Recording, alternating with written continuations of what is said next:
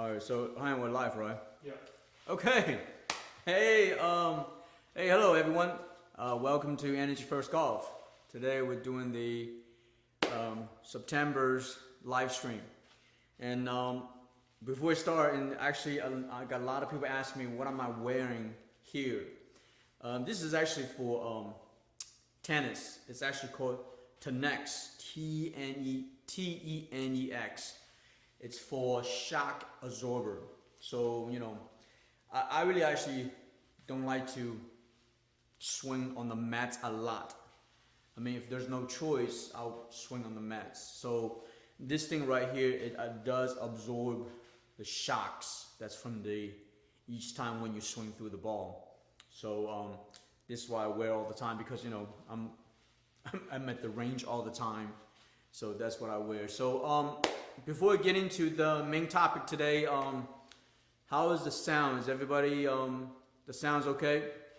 So if you guys can have trouble seeing the pictures or the audio, please let us know. We got pretty good setups right now. We definitely want to keep improving on our setups and the quality of the live stream. We need to do something about the background a little bit. But let's get started. So very exciting. It's been a great year. You know, it's September, fall's coming, and I got some this weekend, which is the Labor Day weekend. Me and one of my friends, Peter, actually, I mentioned about Peter. We're going to play Robert Trent Jones for 2 days again. You know, we did a couple times. It's like playing golf marathons. We play a lot of holes in a short 3 to 2 days. So we try to get about 90 holes in this Sunday and Monday, the Labor Day holiday. All right, and also I'm planning to play on this course. I don't know. Some of you may know. It's called the Ross Bridge. It's from the tip. A lot of you don't know golf means from the back, all the way back tee box. It's 8,011.29 if I remember correctly yards. So I'm trying to, hopefully I can do I try to go do that sometime during a weekday so I can film the experience. See what I do with the 8,129 yards, if I remember correctly. But I know for a fact it's 8,000 yards. So let's see what kind of scores I do. All right, so it's been a great summer. Things are cooling down a little bit. I love the fall weather. You know, it's breezy and cool, and it's really the perfect time to play golf. And I know a lot of you, because also the football season starts, the NFL starts. So a lot of people, you know, on Sundays and Saturdays, of course, the college football season starts. So a lot of you started playing, you know, watch footballs.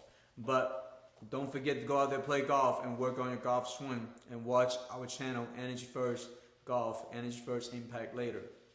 So today I really want to talk about, in this live stream, before we have some questions regarding your game, your swing, and, you know, just generally golf. I want to talk about why, you know, if you guys watch our channel, I talked about why we call the standard golf. And if you watch our videos, I preach a standard golf instructions. Why there's a need for a standard golf instructions. Now, understand, golf is really the only sport where most coaches, that when they get together, they don't have a common language. Like, for example, if I talk to someone that teaches golf, and we might talk about some basic stuff, then eventually it kind of veers off to a different direction. Means a lot of coaches not necessarily agree with what other coaches teaches. So that tells me there's not a standard language.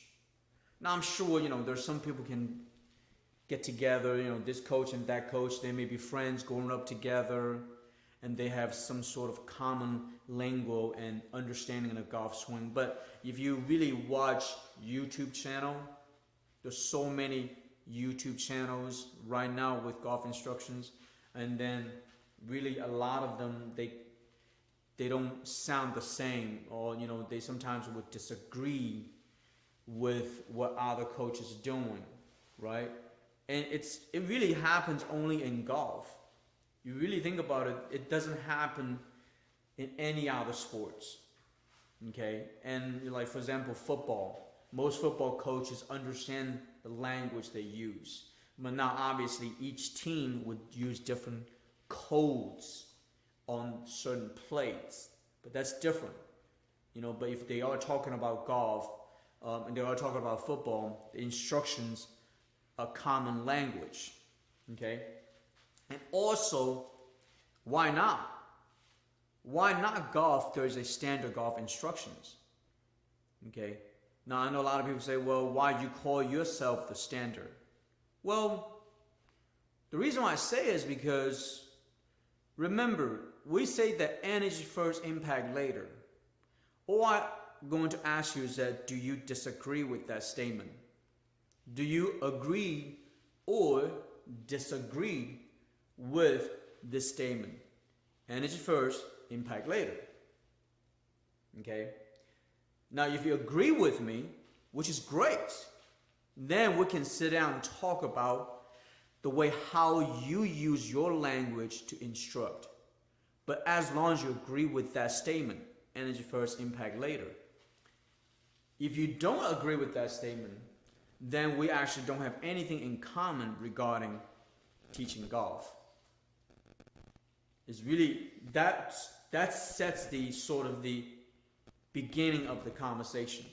So if any coaches out there watching this channel, watching this live stream, or if you watch this video, all I'm asking you is, do you agree with energy first, impact later? If you don't, then we'll have a whole different conversation. Really, I wouldn't be talking to you regarding golf instructions. So now you can see there's only two ways now, okay? You're either talking about energy first, impact later, or you're talking about impact first or energy later. So that's the two different things. Now, if you agree with energy first, impact later, then we can absolutely sit down and talk about your language. How do you use language, for example, do a golf setup? What is your language setup with posture? And on that, also regarding that, we may use a different language. But as long as our premises, our basic philosophy is the same. So right now, like I say, right now, if you're watching what I'm talking to you, you already see there's two schools of thoughts. One is energy first, impact later. One is not. Okay? Because that sets the tone of the room. Okay? So basically now if I'm saying this, and if you're watching this, I can go, okay, we at FO Golf, Energy First, we don't have to call us the standard. I wish whoever's watching this video, I would love to spend a month or even 2 months. I would love to sit down with the entire world, maybe we need translators, of golf instructors, sit down in a room, in an auditorium, come up with a standard golf instructions. If you agree with energy first, impact later, then we might come up with, just say, hey, the world standard golf instruction as the title. Now, why is that so important? Why is this so important? Why is a standard golf instruction so important? Because nowadays, everyone learns from a professional. And professional would go, look at how Rory McIlroy swings. Look at how Tiger Woods swings. Look at how Bryson DeChambeau, and look at how Dustin Johnson. I mean, I can name all the professional golfers in the world. But here's the problem with that is that there's so many golfers. What type of style of swing are you learning? Are you going to try to learn Tiger one day? Or are you going to try to learn Rory one day? Or are you going to try to learn Bryson one day? If nothing works. And here's another, I throw another hammer on top of that, is that if you look at YouTube channel, someone can break down Rory's swing and someone can break down Justin's swing. But watch this. What if there's two swing analysis, you know, like a person who's breaking down the swing, and they use different language because the way how they see from the surface how Rory moves the arms, how Rory moves the body, and they literally use different words. So now, based on one golfer, you literally have two different points of view. So if you are watching that video from this YouTuber and from this YouTuber, then you will get two different opinions. So here when the trouble starts. You got all these PGA Tour players, all these LPGA Tour players. And then you got all these people breaking down Rory's swing. So you can see the craziness of the idea of a golf swing and what is a golf swing. So you, behind the monitor, will go, oh, let me watch this channel. Let me watch Rory's swing. Let me watch Colin Morikawa's swing. And let me watch Dustin Johnson's swing. And let me see, oh, this guy break down Dustin Johnson's swing in this way. Oh, this guy's going to break it down Dustin Johnson's swing in that way. I mean, really, guys, if you guys listen to what I'm saying, where is the end of that? Where is the end of that? I mean, how far are you going to search for answer? That's the reason why I'm saying to you, the world needs a standard golf instruction. Okay?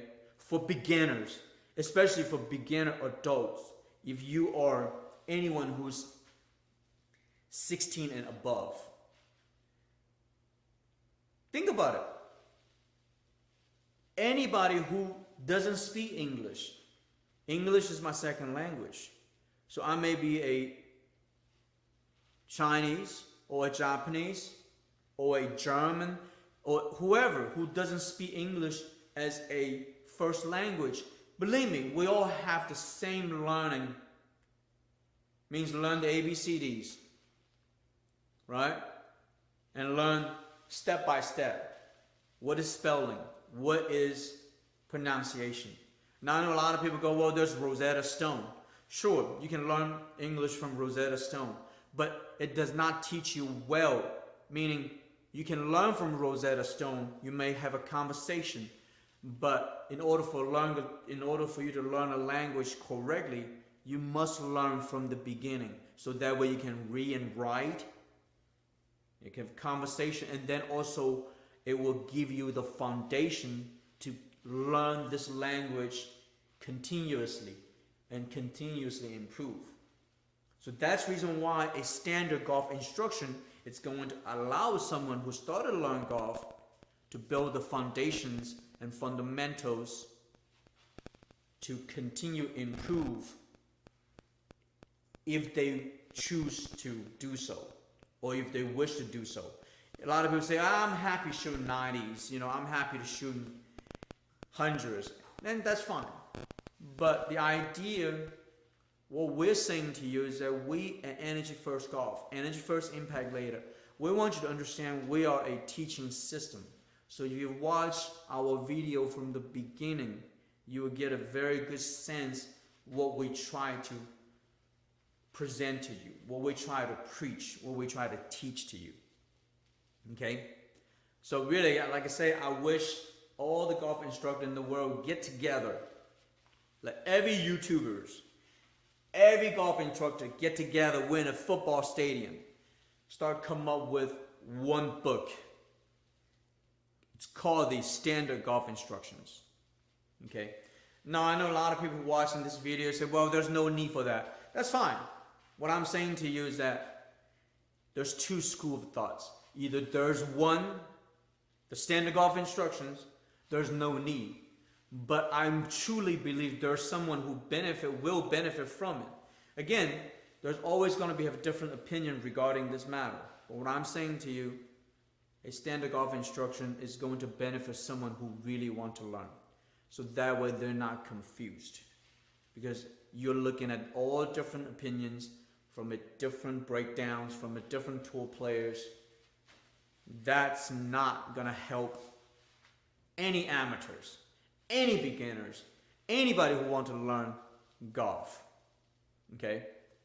So, again, the reason why we do this is not because I'm saying to you that we're the best. What I'm saying to you is that we have this idea, energy first, impact later. You either say yes or say no.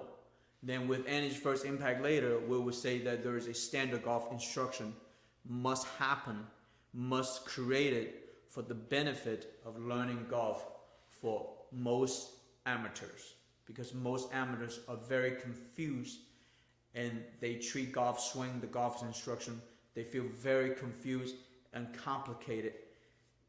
And there's just too much stuff going on and nobody's improving. All right? So thanks for Jason. Jason, everybody know Jason? Hello, Jason. Hello. Jason's standing behind the monitors and everything. He's doing the operation. So I think everybody knows Jason if you see some of our videos. You say we have a question? Yes. Okay. So we have a question from Mark. He said, hello, Coach Lawrence from South Dakota. South Dakota. Hi, Mark. How you doing? Apple channel is instruction I have been seeking and has helped immensely. Thank you.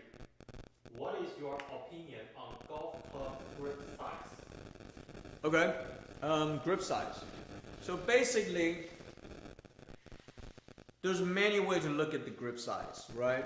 So the easiest way would be like your hands. You know, obviously if you have bigger hands, you will require to have a bigger grip size, means the girth of the grip. Also, that's just what I call the basic specification. Now there's absolutely what I call the preference. Okay? Now preference is different than your actual specification of your size of your hands, right? So the preference would be if someone like bigger size because there's certain trajectory of the ball flight they prefer. The easier way to say it is that if the size of the grip is small in your hands, if you're swinging, now key words, if you're swinging, it's easier for you to release the club and turn the club over if it's smaller.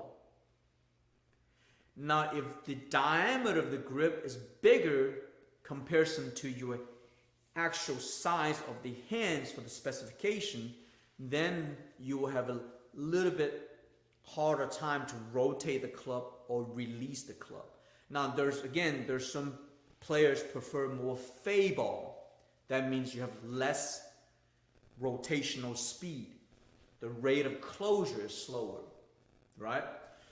So basically, there's obviously grip size just on surface. There's ladies, petite, and there's actually, I know there's even man small size, and there's standard, and there's mid-size, and there's jumbo. And I think I even heard there's extra jumbo. Just someone who has really big hands. Now obviously you can use any grip, then put extra tape on the grip. So for example, for me, I actually use standard size grip with 2 wraps. On my irons, I use standard size grip, 1 wrap on my fairway woods and my driver. Okay? So again, there's the actual size of the hands to measure, which is called the fitting, and then there's preference.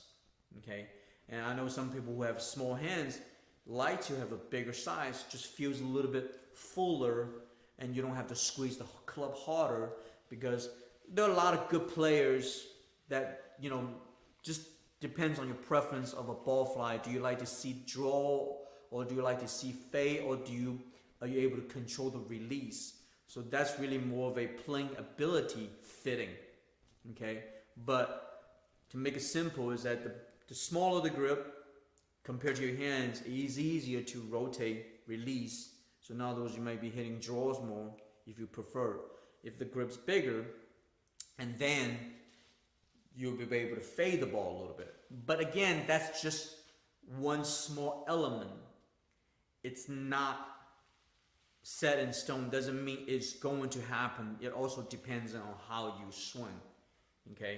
Now, again, there's so many grips out there. There's actually tapered grips where this area is smaller and this area in the end here is bigger.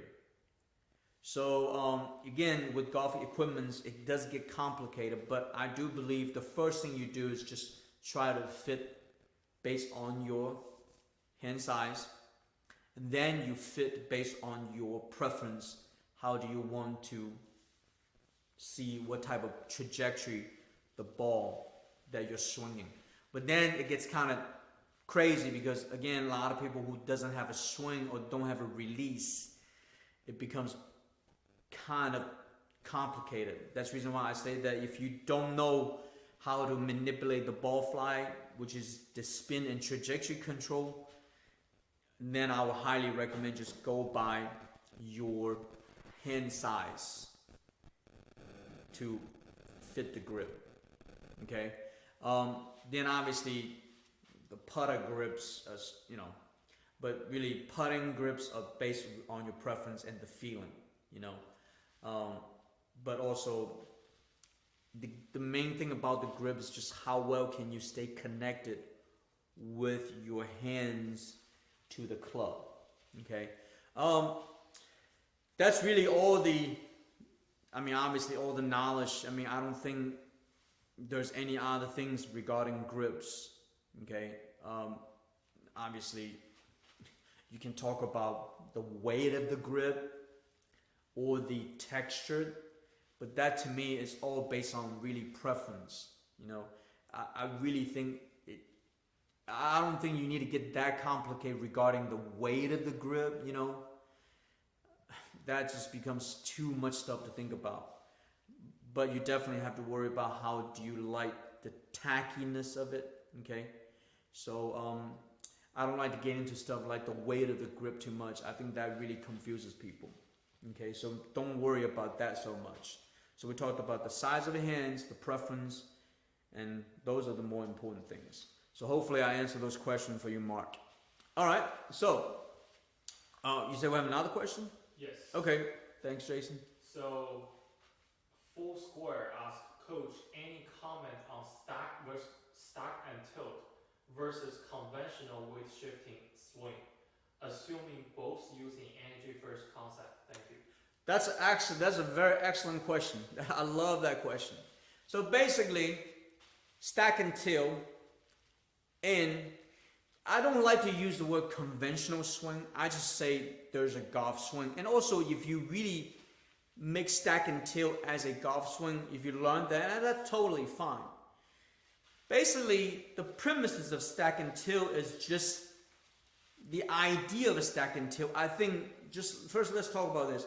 The idea of a stack and tilt is allowing someone who's new, who's beginner, that stay the body weight already onto the left. So you're basically turning onto your left. This is your axle. This is axle, right? This is your center. So you're turning based on here. So your weight is already here. Your weight is never here. You're not loading it to the right. So everything is loading it on the left. Now why is that? It's because again, most people, you will have hard time when you learn golf, you have hard time weight transfer. So they're saying, well, if most beginners have hard time weight transferring, let's just go ahead and make them rotate on the left. Okay? So, but the weight transfer movement, here's the tricky part. The weight transfer movement still are going to base on how much can you feel your stability and mobility, but most importantly, the pressure that the muscles in your legs create. So in other words, I'm going to do it very slowly. Here's stack and tilt. Okay, again, most people who are watching this video go, wow, you don't know stack and tilt. There's a lot of details. Look, I don't need to know the details. You can talk about details all day long. I'm just telling you, this is their premises based on loading everything in the same leg. And then most people then come back here, just rotate. So what they do is they don't have a significant noticeable, like the bump. They don't need to do that. All they have to do, a player who does stack and tilt will just have to spin the hips back. Okay? And that's the stack and tilt principle. So again, I truly believe you swing, stack, and tilt, you still need to create the feeling of stability and mobility on the left, leg pressure, muscle pressures on your leg muscles, and you still need core pressure. If you don't have core pressure, you will what? Fall this way. So you still need what we've been talking about, the correct energy source. If I do stack and tilt, where my arms are coming here, I'm still gonna lose balance that way. So in other words, if I do stack and tilt right now, let me just swing a stack and tilt, right? So again, most people argue, well, you're not doing it right. That's not true stack and tilt. I'm just telling you the premises. Set up like this, right? Turn in here, and turn back. So I'm still, based on my feeling, I'm still feeling my leg, my muscles creating pressure. I feel like my weight still onto my left heel. I'm still creating core rotation. And my arms still relax. And my clubs are still releasing. But probably, most likely, I'm releasing more of what I call the block spin, not rip spin. I think stack and tilt, it's going to be difficult for most people to release a rip spin release. It's going to be block spin. Okay. Now, if you guys want to know what is rip, block, and cut, check out our channel. We talked about the release pattern. Okay. So again, going back to, I don't like to use the word conventional swing. It's just a golf swing. You're loading it to the right, and then you weight transfer. You have a little bump, and then you do really everything the same. The feeling, the leg muscles, create stability, pressure, core rotation, maintain spine angle. And really, when you do stack and tilt, you're still maintaining spine angle. See, if I'm doing stack and tilt, I still have to maintain spine angle because I cannot stand up on it. So if I'm standing up on it, guess what? Chances are, if I'm standing up on it, or if you're standing up on it when you do stack and tilt, there's too much power that's coming from the top. Okay? But I do believe stack and tilt, what it offers you is that it already sets most people where, in some shape or form, it simplifies the loading process. So I think once it simplifies the loading process, it makes your mind as somewhat at ease because, again, it does simplify certain procedures. But I don't like it is because I think there's a limitation of a growth.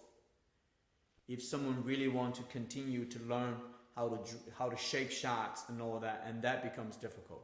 And this is one of the reasons why it was a trend on tour. Some people use it, but then, you know, it doesn't get popular with tour players because, you know, again, the idea is that you need to have a just standard golf swing, not a conventional, standard golf swing where you can start to manipulate the path. Because with stack and tilt, it's very difficult to manipulate the path because everything's already in one sort of here.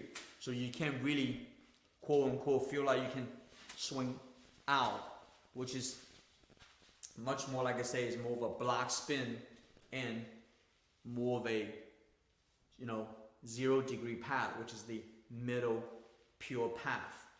which was very difficult. Most people who swing, stack, and tilt, you will have chance go inside path, which is gonna give you some kind of fade shot, you know, some left to right shot, okay?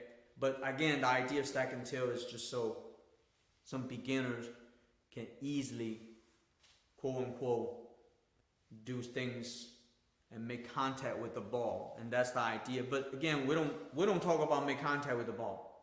You know, we don't talk about hitting balls. We only talk about release.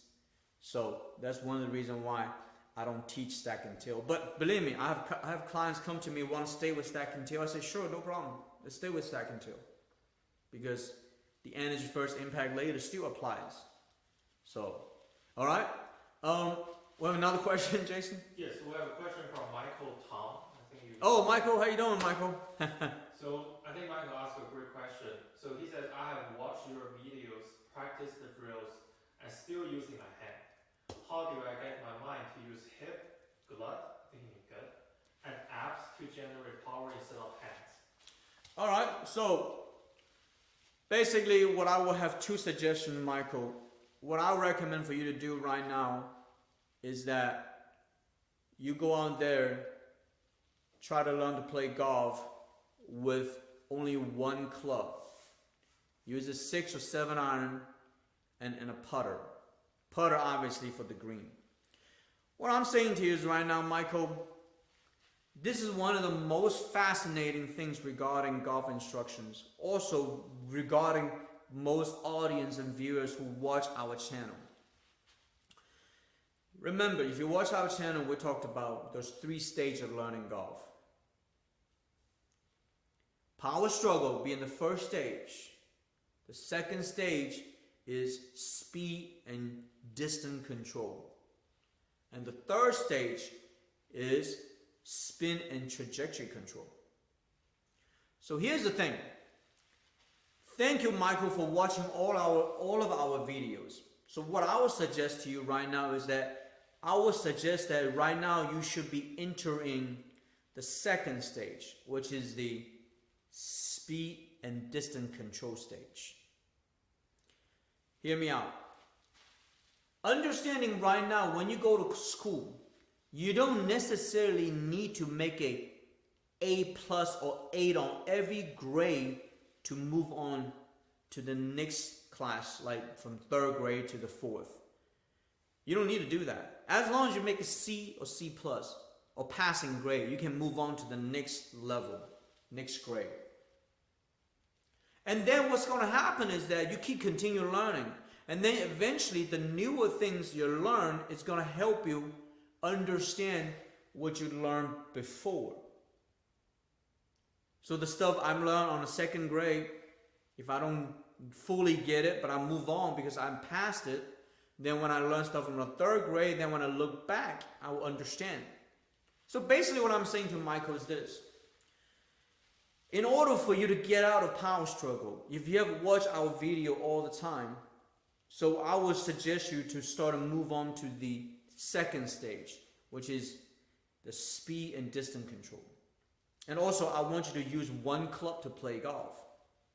And you obviously can use putter on the green. And the truth is you can use a 6 or 7 iron putt on the green, right? Because remember, if you think about it, a putter also used on the green in various different distance. Why I'm telling you this is because right now, when a lot of people work on a golf swing, there's too much of a singular idea of a motion. But the only way you can fully grasp a golf swing, you have to have a various different distance and speed. Basically, if you have watched our videos and if you fully have sort of maybe understand 70% or even 65% of it, great. Now let's move on to the next stage, which we talked about in our channel, is that I would highly encourage Michael to go to the course, start to use one club and play golf. Why is that? If I have a 7 iron right now, if I say, well, I want to swing this ball like 100 yards, chances are I will have to learn how to move my body. But here's what I'm also telling you is that if you do that, it gives you a various different variety of senses and sensitivity, which you need to control your body. Essentially, really, you have 14 clubs, but you have more than 14 distance when you play golf. So that's the reason why it's time to move on to second stage. And a lot of times, if you have a 7 iron or 6 iron, if you try to swing through a ball with a short distance, and you don't even need to look at the ball. If you say I have a 50-yard to the green, I can just go, what is my 50-yard energy? Right? So I'm not looking at the ball, I'm gonna just go like that. So if you can do that, that will absolutely correct the hand-eye coordination. Because all I'm saying to you is that golf swing is fascinating because the movement of a golf swing is purely based on center rotational speed, and the perimeter speed gets multiplied. So once the perimeter speed gets multiplied, it means there's more energy and there's more distance. And you're controlling the distance with center speed. So if you can do that, that will allow you to forget where your hard contact is. Because a lot of times, most people, when amateurs, when you play golf, you still are registering, I have 8 iron, I must swing this distance.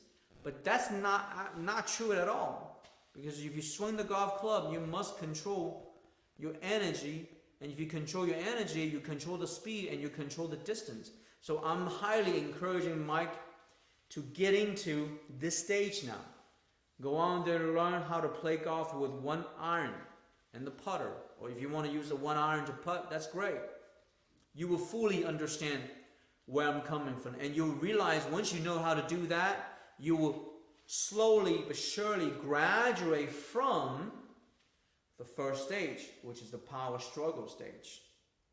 Just like when you're learning in school, you will start to understand, oh, that's what it meant when I make a C+. That was the answer to that question. Because remember, learning, the way how most people learn is not going to be a perfect progress. But the idea of a teaching system, our knowledge, our information has to be what I always say, not contradictional. It means you cannot contradict the information. But you as a learner, you're not going to grasp everything we're talking about. But the idea is that if you follow the system, then you will eventually understand where we're coming from. So that's the reason why I say, Michael, it's time to move on to the second stage and go out there, learn to swing the club, 1 club in many different distance. So that way you have better body control.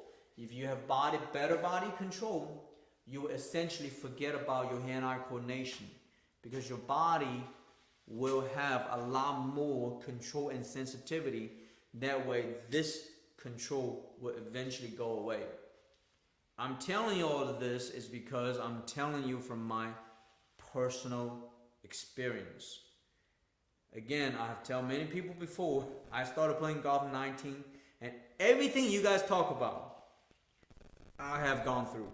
Because I was not a natural born golfer. Okay? So whatever you talked about, I have gone through. I have overcome it.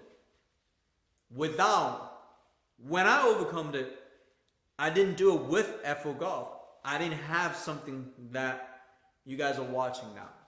So it's all based on me trial for error, trying this, trying that. I mean, I tried to play golf with 5 iron. I tried to play golf with a pitching wedge. I try to play golf sometimes with a putter. But I believe that's the next stage. And the truth is, you will find that if you can do that, you will start to forget about the ball. And you start to worry about energy and distance, speed and distance. All right, Michael? Continue work on it. All right. All right, so the next question is from LDX777. Hi, Coach Lawrence. Good evening. Thank you for your helpful tips. I like to play my 4 iron better. What would be the best practice to hit the club more solid and consistent with the yardage? Well, 4 irons. This is one thing most people. Again, 4 iron is one of the longer clubs. You know, I still carry a 4-iron, but most people really don't carry a 4-iron. But if you do carry a 4-iron, the thing about longer irons, the number one thing you have to understand that you must maintain spine angle. And with a 4-iron, it's actually much harder. So let me see if I have what iron is this? That's a 6. Actually, well, this is not my set. Hi, do you have 4-iron in there? I don't think there's 4-iron. No, 4. There's also 6. That's fine.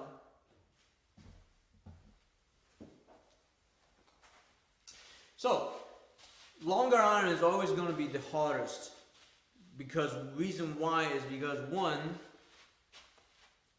your ball is going to be the furthest from all of your irons. Now obviously you have a 3-iron, it's going to be even harder. But the idea is this. Say for example right now, I actually going to grip up here. That will make it the 6-iron into a 4-iron, right? So what's this? Now, if you can see right now, the ball is actually pretty far from me, okay? So a lot of times, most people, when you swing the longer clubs, because the ball's further away from you, you will tend to reach for it much earlier. So here's the problem. If you do start reaching for it much earlier, that's when you will change your spine angle. When I say when you change your spine angle, that's when you move your body up. So once you move your body up, then guess what happens? Once you start to move your body up, then you're losing speed and energy. Then you'll start to create contradiction. And that's the reason why most people say, how come my 4 or 5 irons is just as long as my 6 or 7? It's because you have tendency to reach for it. Okay? And the truth is really not just 4-iron, your hybrid, your fairway wood, your driver. Understanding one thing, if you think about it, doesn't matter what club I have right now. Say for example I have a 6-iron, right? If I turn my body, and if I turn my body correctly with lead arm, because my right arm is going to be passive, my right arm is going to bend. Watch this.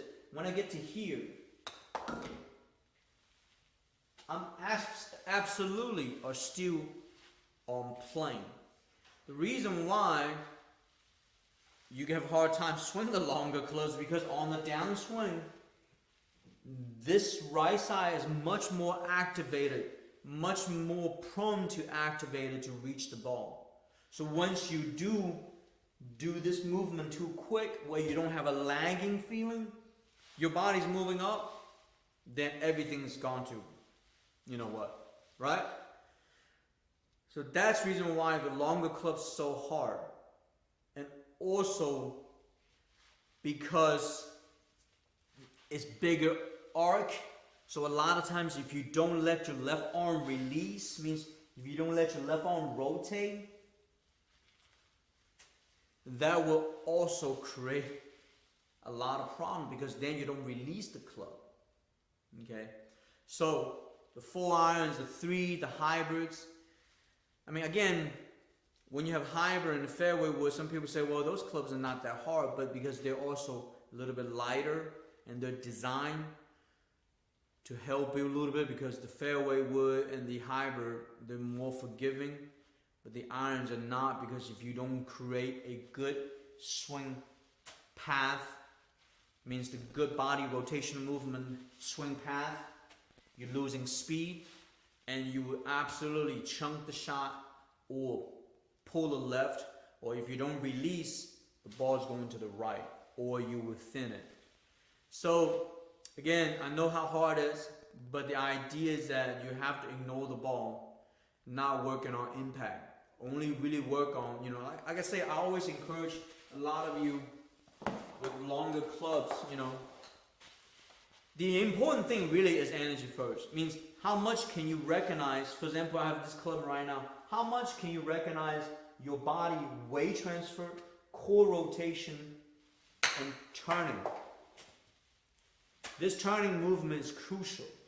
which we talked about the stack rotation, the maintaining spine angle. And then you will be able to swing the longer irons. Because as you're doing this right now, your right arm is not supposed to have any kind of interference, but follow the lead arm rotate. If you extend your right arm to the ball because the ball is further away from you, then your body will move up. So, and with the longer clubs, the ball's further away from you, sure, you will do that movement even more, right? Do the wrong movement, and you're more inclined to try to reach at the ball. So, like I say, if you want to hit your longer irons better, keep working on maintaining spine angle. Keep working on your core pressure, your body rotation. So that way, you'll be able to harness and understanding the correct path that's led by or lead by the lead arm. So you can see, right? All right, so Jason, we have another question? Yes. Oh. So we're about 15 minutes apart, so I guess this is a good last question. And, how many viewers we got? we have about between 15 to 20. Oh, that's good. Yeah. Thank you, guys. So this question is from Norris, and he's asking, what are some good drills to help me maintain spine angle during my downswing? I'm struggling to stay down during my downswing. Okay, Norris, we talked about, again, this is something, if you guys are watching our channel, I'm assuming every one of you are adults. So in other words, every one of you are above 16 years old, means older than 16 years old. You really need to do this drill. You must have, and you must understand the pelvis tilt. Means you got to know how to do neutral spine, posterior position.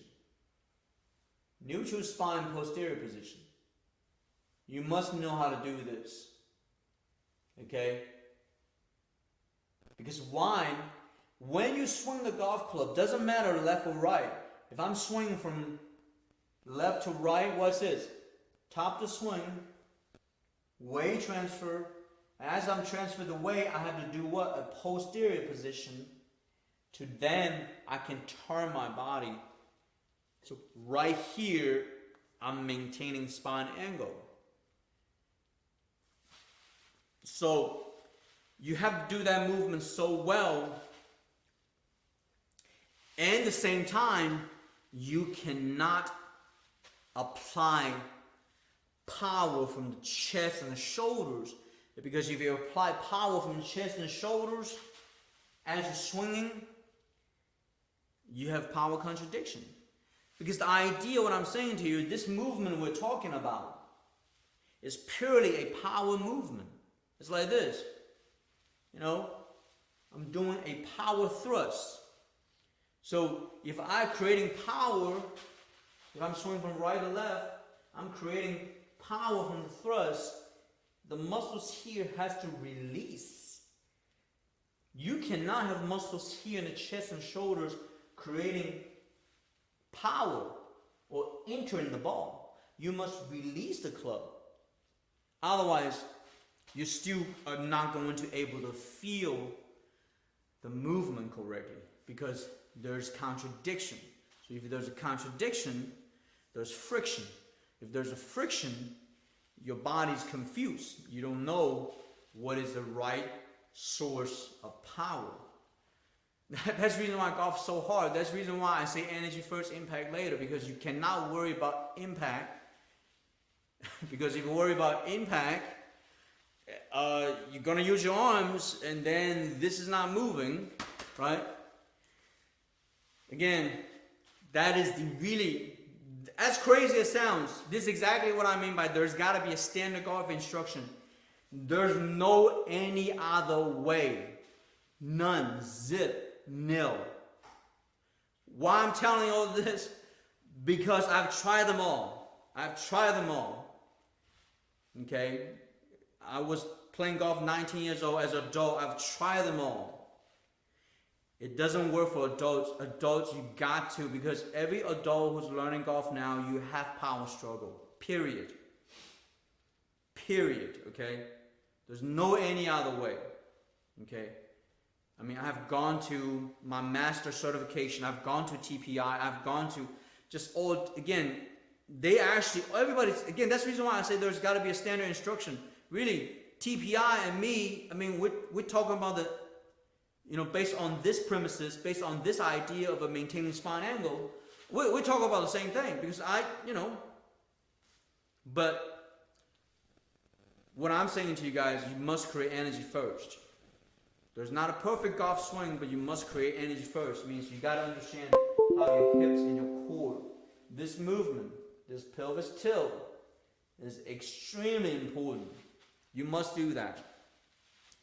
Otherwise, you're just not able to turn your body and utilize your core. Alright? So Norris, stay with it. Be patient. You got to work on this. There's no any other way but that.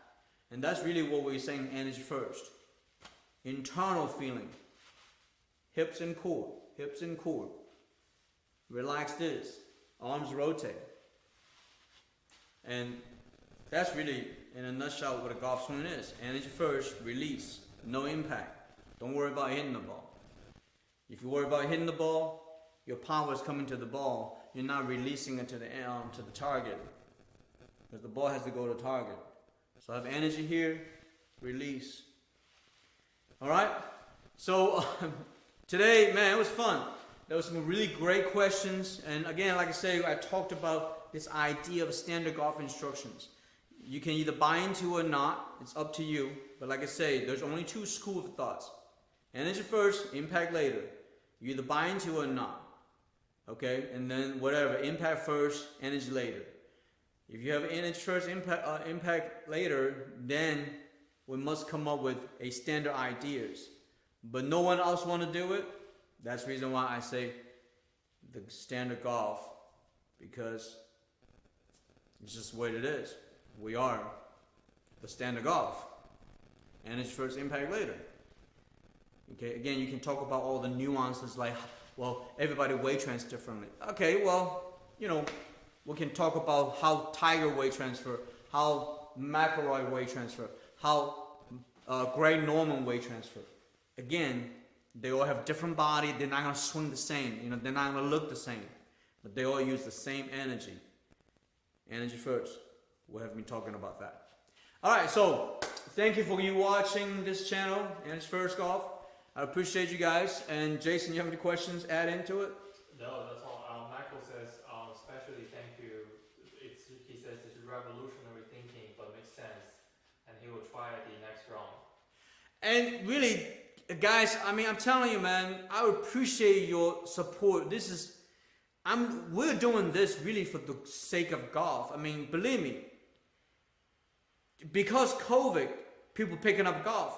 When COVID's gone, Jason, we just recently we had 3 golf courses closed, right? Yeah, in Georgia. In Georgia, just Northwood, the Hooch, and then the Trophy Club Atlanta, right? Mm-hmm. During the COVID season, and they're still closed.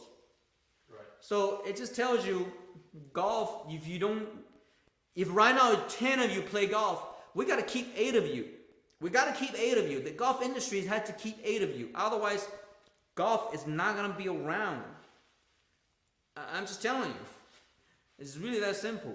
So whoever pick up golf need to learn it correctly, have fun with golf, and go out there have fun. But not go, maybe I need to learn this, maybe I need to learn this. Oh, this YouTube channel. Or maybe I need to do a stack and tilt. Or maybe I need to do a GG swing tip. Do this movement. Do this movement. No. Energy first, impact later. Alright, see you guys next time.